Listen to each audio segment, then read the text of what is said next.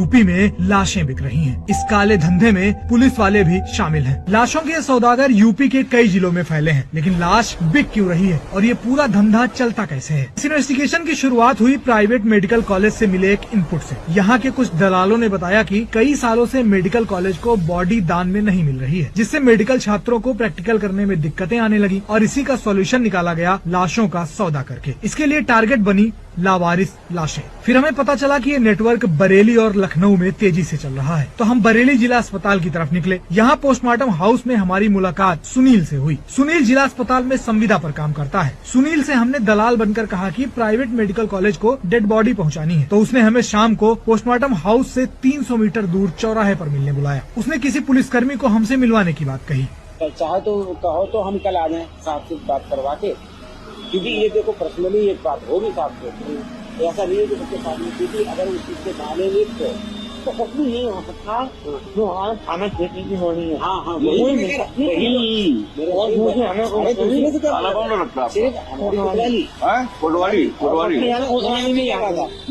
आपको सबसे ज्यादा कोतवाली नहीं आते, हमें मालूम है।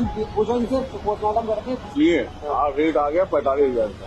अच्छा 45,000 ये फोन एक है पानी आप भी नौकरी करें, हम भी नौकरी करें, बिल्कुल बिल्कुल ऐसा ना हो किसी की नौकरी के बाद ना बात ये नहीं, बात ये थोड़ा सा अभी बात करें साथ से बात भी करनी मुझे कोतवाली में ऐसा क्यों तो हम ऐसा काम नहीं कर पाए ना।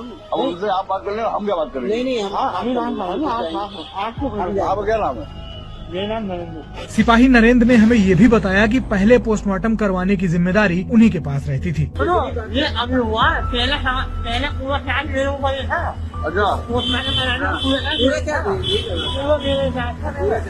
खैर चलते चलते सुनील ने ये भी बताया कि हम सबको साथ लेकर चलेंगे, तभी ठीक रहेगा। जब हम कोई काम कर रहे हैं तो हम पूरे ऊपर से लेके चलेंगे। क्यों टेंशन ले रहे हो? ठीक है, पहले तो हम जाके स्पेशली हम कोतवाल साहब से ले लूंगा।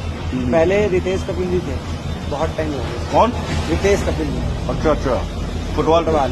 अच्छा तो वो दिलवा क्या देते थे, मतलब बातचीत कर लेते थे। वो कहते तुम लोग देख लो अपने स्तर से, और किसी भी प्रकार से हम वहाँ पे इन्वॉल्व ना होए और तुम्हें कोई दिक्कत ना हो। सुनील ने बताया कि ये नेटवर्क कई और जिलों में फैला हुआ है, लखनऊ में भी और सीतापुर में भी और हरदोई और आपके इधर क्या नाम है पीलीभीत, मुरादाबाद में, ये जगह सब जगह, लखीमपुर खीरी, बरेली में TSP TSP हर जगह से आती है। पुराना रिकॉर्ड देखा जाए, लिखित में है वो भी। मतलब कितना? उस समय 1.5 का चल रहा था। 1.5 लाख रुपए? 1.5 लाख रुपए दे के जाते थे, और उस समय राम मूर्ति वाले, उस समय की बात है। महीने में कितनी निकल जाती है, कितना बच जाता होगा? महीने में ज्यादा नहीं, ज्यादा से ज्यादा, बहुत ज्यादा तो 30 से 40 लाख हुआ। अब ये भी जान लेते हैं कि लावारिस शवों को लेकर नियम क्या है। दरअसल जब पुलिस को शव मिलता है तो सबसे पहले उसका पंचनामा करते हैं, फिर शव की पहचान करने की कोशिश की जाती है। अगर 72 घंटे तक पहचान न हो तब शव को लावारिस मानकर पोस्टमार्टम करवाते हैं। इसके बाद नगर निगम को सौंप दिया जाता है और अंतिम संस्कार होता है। और खेल भी इसी के बीच में होता है। शव के लावारिस होने का पता चलते ही थाने से सिपाही और अस्पताल से दलाल एक्टिव हो जाते हैं। फिर कागजों में शव का अंतिम संस्कार भी करवा दिया जाता है और इसका खर्च भी अपनी जेब में रख लेते हैं। इसके बाद शव के खरीदारों से 40 से 50 हजार रुपए में डील होती है। इसका कट अधिकारी से लेकर दलाल सभी में बंटता है।